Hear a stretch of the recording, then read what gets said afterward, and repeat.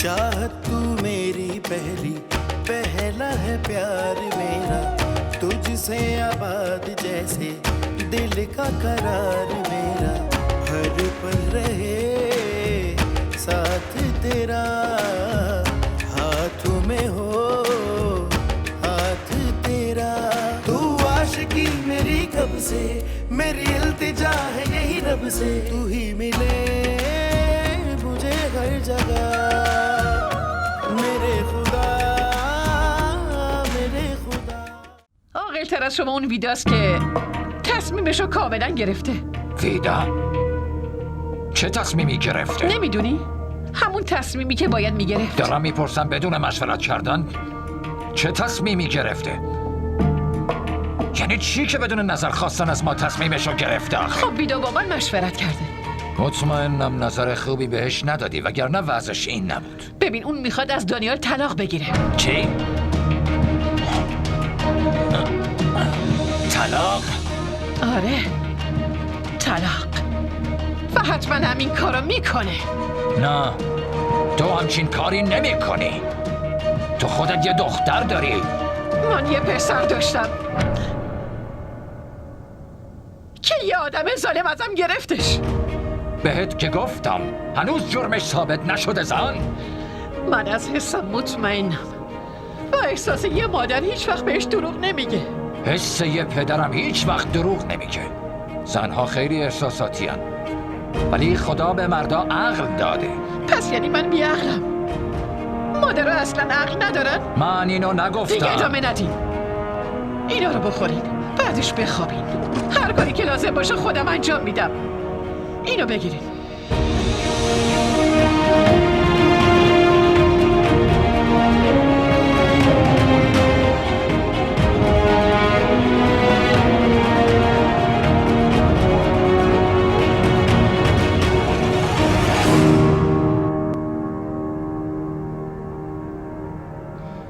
یه خبر بگیر. ببین دانیال کجاست؟ چرا هنوز نیومده؟ مامان داداش پیام داد گفت یکم دیرتر میاد. گفتی دیر میاد؟ یعنی چی دیر میاد؟ نکنه خونه ویدا مونده باشه ها؟ در ضمن داداش سعید آدم خیلی عاقلیه، ممکنه اونو نگه داشته باشه. مامان داداش خونه ویدا نیست. نیست؟ منم نمیدونم کجاست ولی میدونم خونه ویدا نیست. خدایا چند بار دیگه باید پسرم رو امتحان کنی. من که فکر میکردم یه راه حلی واسه آشتی کردنشون پیدا میشه ولی اونا حتی حاضر نیستن به حرفش گوش بدن. آره مامان منم همین فکر رو میکردم. دخترم تو بهش زنگ بزن. مامان قبل از اینکه شما بگین من بهش زنگ زدم ولی گوشش خاموشه. پسر بیچارم چقدر دیگه باید زجر بکشه؟ گناه داره آخه بچه. اون دو جا رو داره که بره، یا رفته بیمارستان یا رفته پیش دوستش اسکندر. خدایا خودت یه راه حلی جلوش بذار.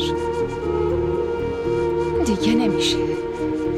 من خودم میرم با زینب حرف میزنم، بالاخره دختر خودش هم هست.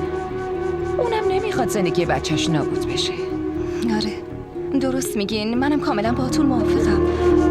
باید برین و با خاله زینب حرف بزنین. مامان حواستون باشه که اونجا صنموی ویدا هم هست. میدونین که میخواد این مسئله حل نشه، پس خیلی مراقب باشین. آره راست میگی، ولی بالاخره که باید برم. خدایا خواهش میکنم همونقدر که دخترها رو خوشبخت میکنی پسرها رو هم خوشبخت کن. خدایا خونه ای رو که با هم دیگه میسازن و خراب نکن. پسر منم خوشبختش کن. آمین. آمین.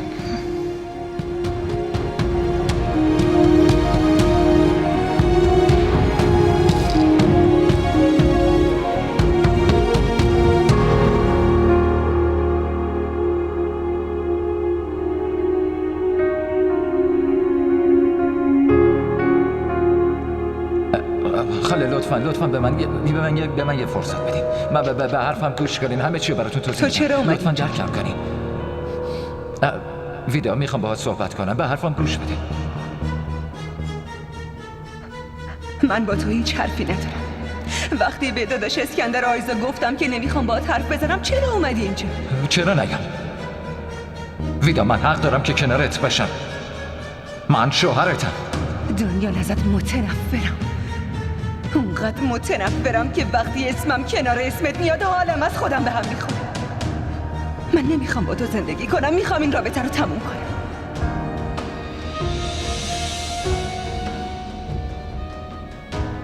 ویدا، تو چی داری میگی؟ مامان من کاملا جدیم. من میخوام هر رابطه‌مو با این آدم از بین ببرم. من طلاق میخوام.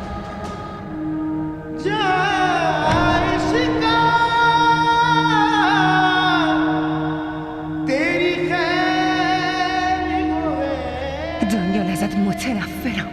اونقدر متنفرم که وقتی اسمم کنار اسمت میاد حالم از خودم به هم میخوره. من نمیخوام با تو زندگی کنم، میخوام این رابطه رو تموم کنم. من طلاق میخوام.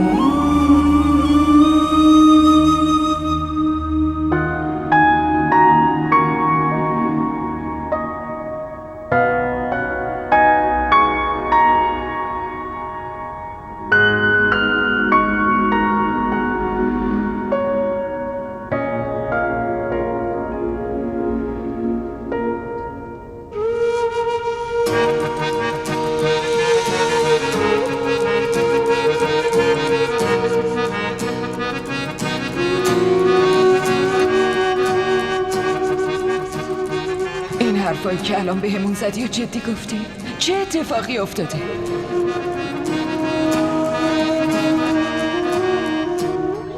تو اصلا میدونی خداوند چه نعمت بزرگ و مهمی رو بهت هدیه داده؟ تو داری مادر میشی. دخترم اینجور حرفا رو نباید بزن. मेरी उम्मीद का हर सहारा है तू, मेरे गम के भंवर का किनारा है तू. तेरी हंसी तेरी खुशी मेरे लिए जन्नत यही.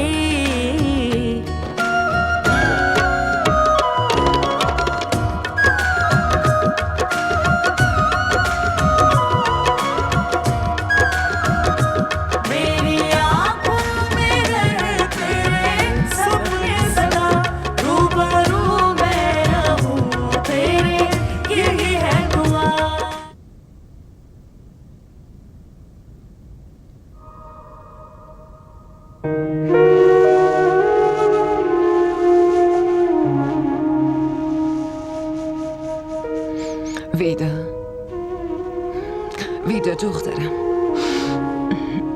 بله مامان.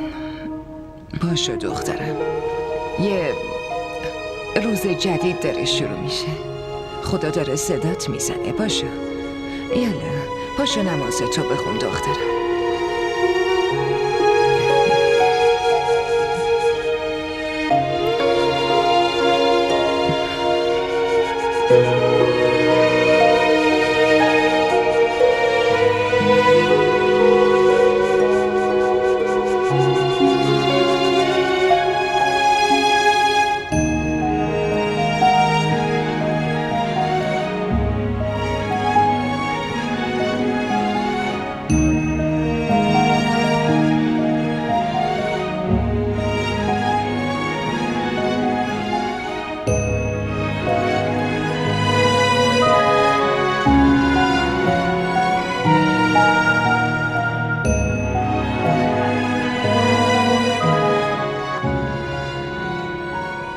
نمیدونم کی خونه برگشته.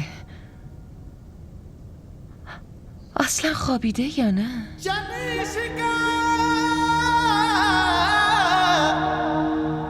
तेरे तेरे मर जाने साई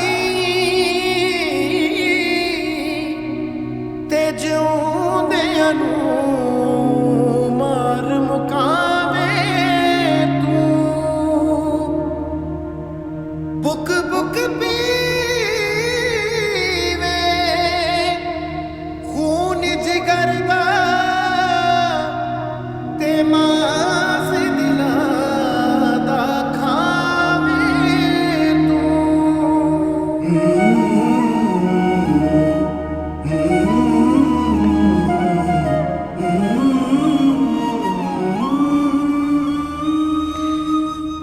پسرم، بزرگترین بخشنده این دنیا اونیه که تو داری ازش کمک میخوای. فقط با خلوص نیت پیش درگاهش توبه کن. واسه اشتباه طلب بخشش کن. بخششو ازش بخوا. زمانی که اون تو رو ببخشه اون وقته که میتونی تو به آرامش برسی پسرم. خدایا، پروردگارا، منو ببخش. آمین.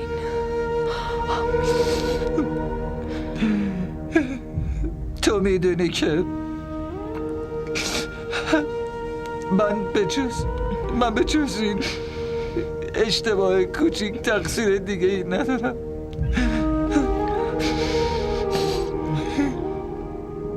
منو از این احساس عذاب وجدان و ناراحتی خلاص کن خدایا. آمین. آمین.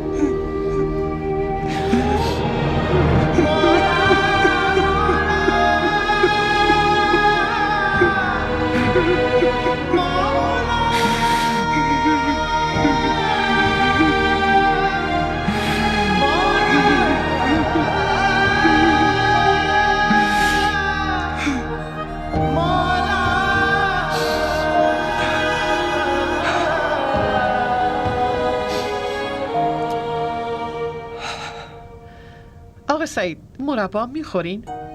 آره لطفاً.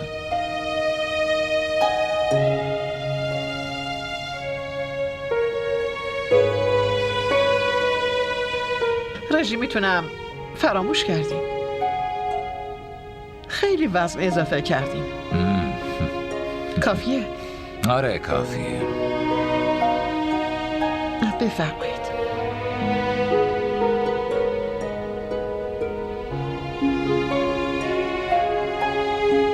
صبح بخیر خان داداش. بشین زن داداش. صبح تو هم بخیر. امروز حالتون چطوره؟ حالم خوبه. زینب ویدا کجاست؟ خب حال ویدا یکم خوب نیست، تب داره. من بهش گفتم تو اتاق بمونه، صبحونه رو اونجا میبرم. زن داداش اگه حالش خوب نیست چرا به من نگفتین؟ الان یه لیوان شیرم از صبحونه خوردن براش واجب تره. نه زن داداش شما باشین، من و ویدا تو اتاق با همدیگه صبحونه میخوریم. باشه هر جور خودت میدونی، مادرش که تویی، من کاری نیستم. زن داداش این حرفو نزنین. باشه شما صبحونه رو ببرین، من چای درست میکنم. چایی که میخورین نه؟ آره چرا که نه، چایای تو عالیان، مگه میشه رد کرد؟ زینب بشین، میخوام باهات حرف بزنم. بله خان داداش، بگین چی شده؟ تو دانیال دیدی؟ اصلا باهاش حرف زدی؟ نه داداش، اصلا فرصت نشد با دانیال صحبت کنم. به نظرم باید حداقل یه بار اونم میدیدی یا باهاش در رابطه با این اتفاقات اخیر صحبت میکردی. داداش سعید، شما که اونو دیدین، باهاش حرف زدین، به هم بگین نظرتون راجع بهش چیه؟ ببین ویدا دختر توه و دانیالم دامادته. داداش سعید، شما بزرگ ویدا و عموش هستین و دانیال داماد شما هم میشه. اما من بابای صائمم هستم دیگه. اگر از روی ناراحتی و عصبانیت تصمیم بگیرم ممکنه نتونم با دانیال منصفانه و درست برخورد کنم. میفهمی زینا؟ داداش سعید، اگه از دید انصاف و بخشش نگاه کنیم، تو وجود دانیال صائمو میبینیم. شما دست مهربونیتون رو از سر ویدا بر ندارین. بعدش هرچی تو تقدیر دخترم باشه من قبول میکنم.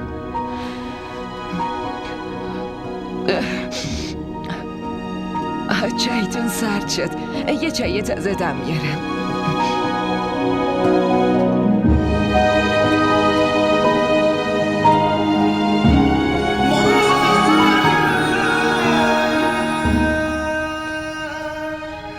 داداش سعید، اگه از دید انصاف و بخشش نگاه کنیم، تو وجود دانیال صائمو میبینیم.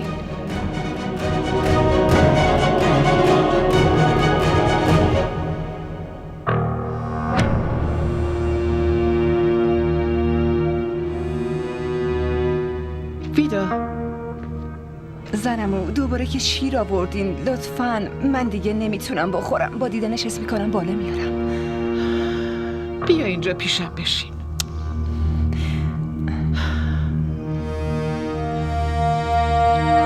فریحه که باردار بود جرأت نداشت چیزی نخوره.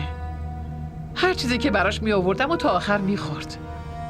برنامه روزانش اینجوری بود که اول از همه یه لیوان کامل شیر رو باید میخورد.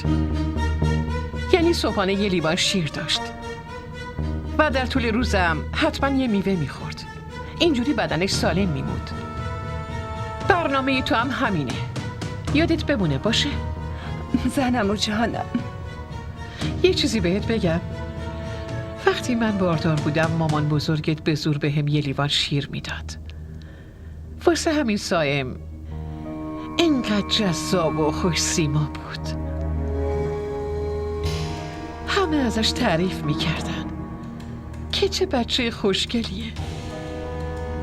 مثل یه گل برف سفید بود و از بس همه دوستش داشتن رو زمین نمیموند.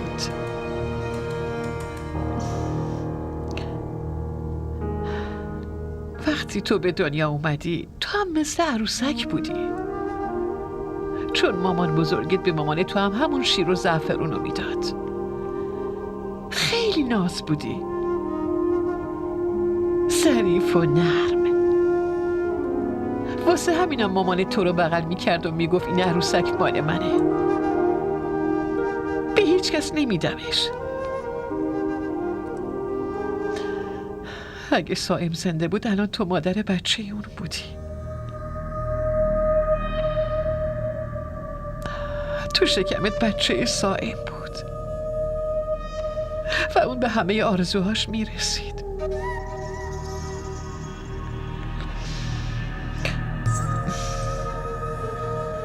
اما بدشانسی رو ببین.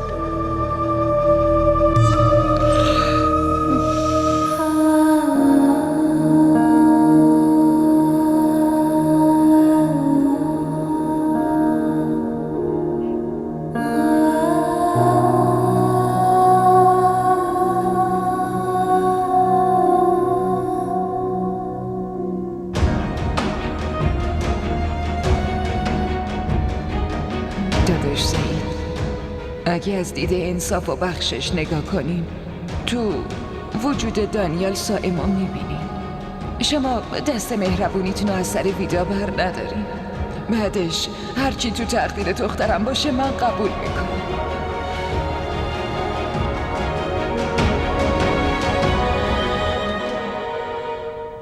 سویچ دستتونه، جایی میرین؟ آره، میخوام برم یکیو ببینم. زود برمیگردم. کیو ببینین؟ نسیمه. ببین الان رو دوش من مسئولیت خون زندگی دخترمون عزیزم و من باید تصمیم درست رو بگیرم. این یعنی غم پسر جوون مرگتون کمرنگ شده؟ خون به ناحق ریخته اون ازتون عدالت میخواد. اینو فراموش کردین؟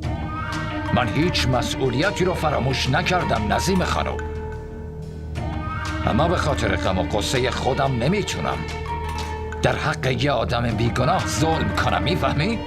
هر چقدرم که با این موضوع کنار بیاین و اونو ببخشین، من هیچ وقت نمیتونم دانیالو ببخشم. اون پسر منو به کام مرگ کشوند و منم هر طور شده انتقام پسرمو ازش میگیرم. نمیتونم اونو ببخشم.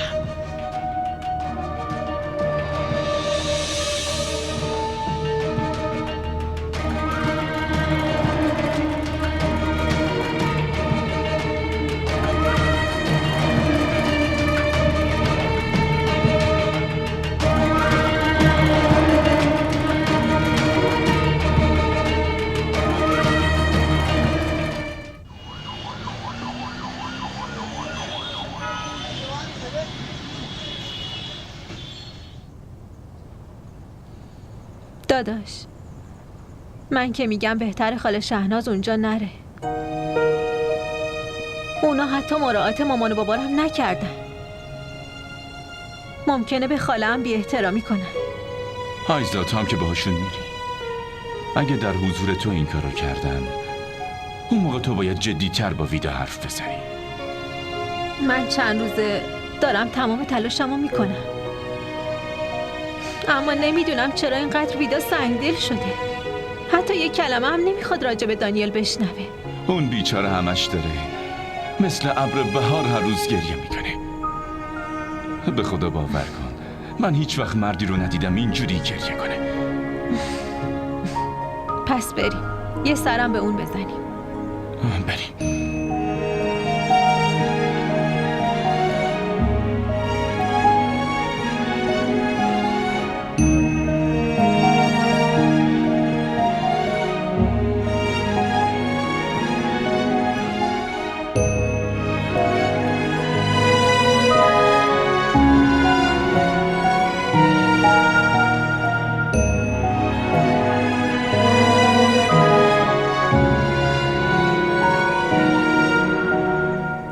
توقعم از داداش سعید خیلی بیشتر بود.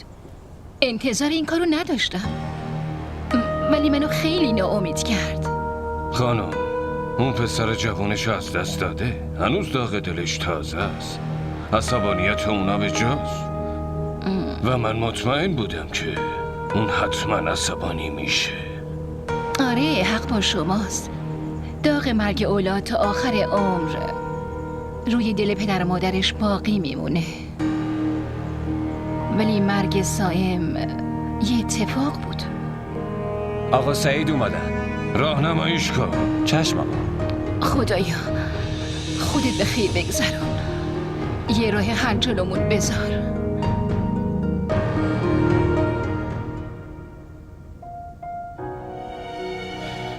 اگه امروزم نتونستم باهاشون حرف بزنم بهتره که دیگه یه مدت کاری به کارشون نداشته باشی تا یه کمی از ماجراها بگذره. هر چقدر بخواد من صبر میکنم، ولی اون حرفی که ویدا دیروز زد منو خیلی ترسوند. به خدا توکل کن. در ضمن به آیزا گفتم شرایط اونجا هر طوری که بود بهم خبر بده.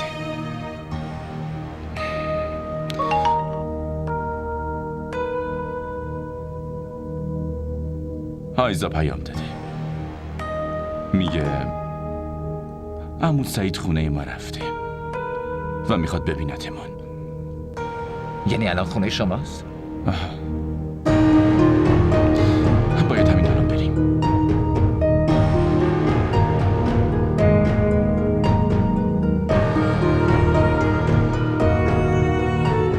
آبجی زینب، تو زندگی مشترک این دعواها پیش میاد مگه نه؟ منظورم اینه که شوهرها از بعضی از حرفای زناشون خوششون نمیاد و برعکسش هم هست دیگه. حالا باید از یه سری اشتباهات و خطاها نسبت به همدیگه گذشت داشته باشن. و خواهر، باور کنین سنا بیشتر قربانی این موضوع میشه. ببین آبجی شهناز، ویدای من خیلی صبوره، بلده که چطور از یه سری چیزا بگذره و خوش باشه. اما اون گذشت واسه اشتباهات کوچیکه. این ماجرا فرق داره. ویدا نمیتونه و نمیخواد که اونقدر راحت از همه چیز بگذره. آبجی شهناز، من خیلی با ویدا حرف زدم. دارم خیلی واضح حرف میزنم. ویدا از گذشتش هیچ وقت حرفی نمیزنه. اونم فقط به خاطر حال مادرش. ولی همیشه به من همه یه حرفای دلشو میگه. اون خیلی واضح به من گفت که دیگه نمیخواد با پسر شما زندگی کنه. من میخوام اگه امکانش باشه خودم عروسمو ببینم. تصمیمشو میخوام از دهن خودش بشنوم. باشه حتما. الان صداش میکنم تا بتونین از دهن خودش بشنوین. اینجوری کاملا مطمئن میشین. ولی یه چیزی رو یادتون باشه. اون الان اینجا میاد پیشتون و همین حرفای منو تکرار میکنه.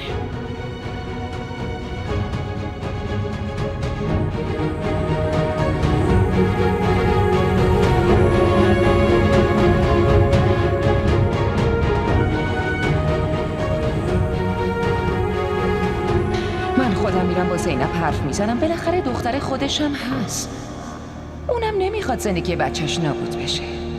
آره درست میگین، منم کاملا باهاتون موافقم. باید برین و با خاله زینب حرف بزنین. مامان حواستون باشه که اونجا صنموی ویدا هم هست. میدونین که میخواد این مسئله حل نشه، پس خیلی مراقب باشین.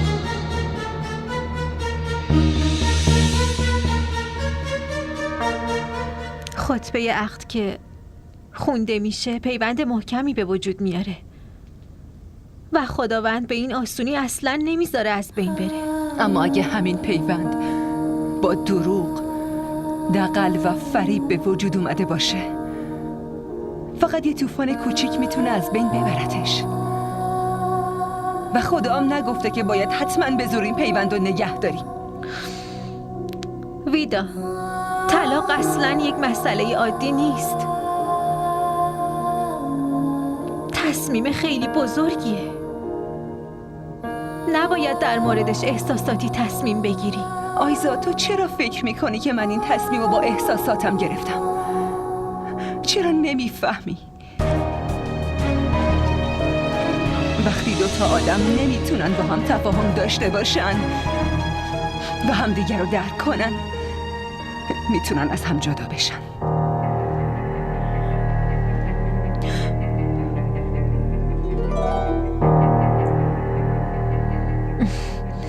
ببین ویدا، بین حق و حقوقی که خدا داده بدون شک بدترینشون طلاقه.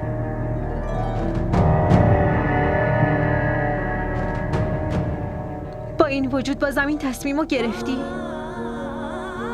حتی با فکر کردن به دانیال بوی خون صائم رو حس میکنم. تو بهم بگو من چی کار کنم؟ باشه ویدا، عذر میخوام. تو اصلا به دانیال فکر نکن. همه این حرفا رو فراموش کن. اما ویدا، تو باید حتما به بچت هم فکر کنی.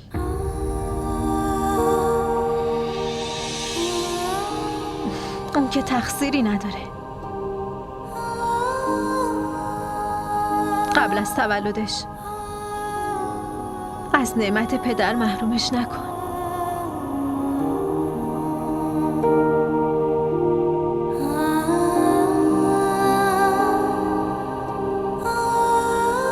این چیه؟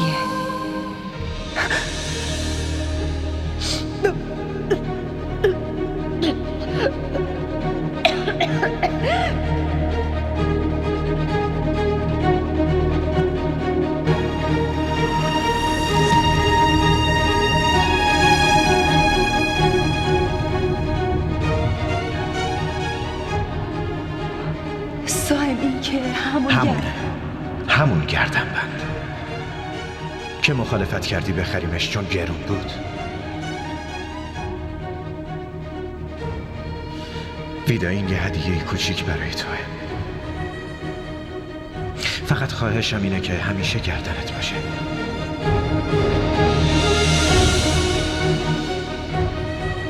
این کت مال توه. آره مال منه. چی شده مگه؟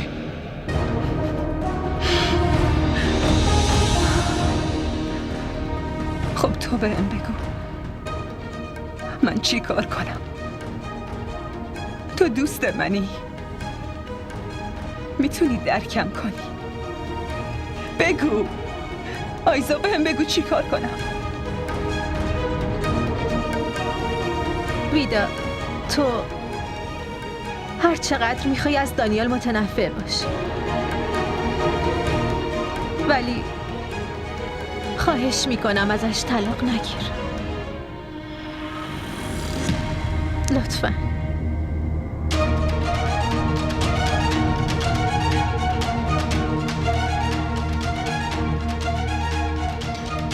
ویدا، مادر شوهرت کارت داره. میخواد تصمیم تو از دهن خودت بشنوه.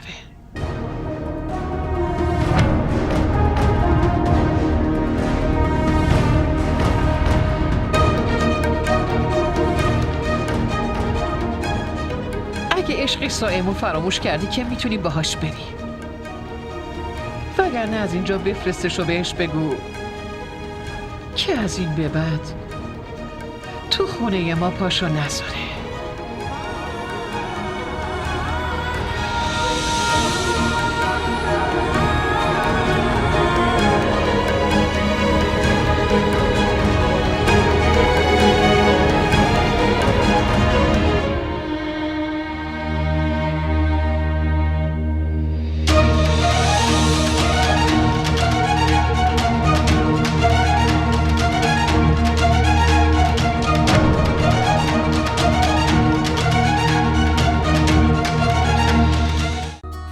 चाहत तू मेरी पहला है प्यार मेरा, तुझसे आबाद जैसे दिल का करार मेरा, हर पल रहे साथ तेरा, हाथों में हो हाथ तेरा। तू आशिकी मेरी कब से, मेरी इल्तिजा है यही रब से, तू ही मिले मुझे हर जगह।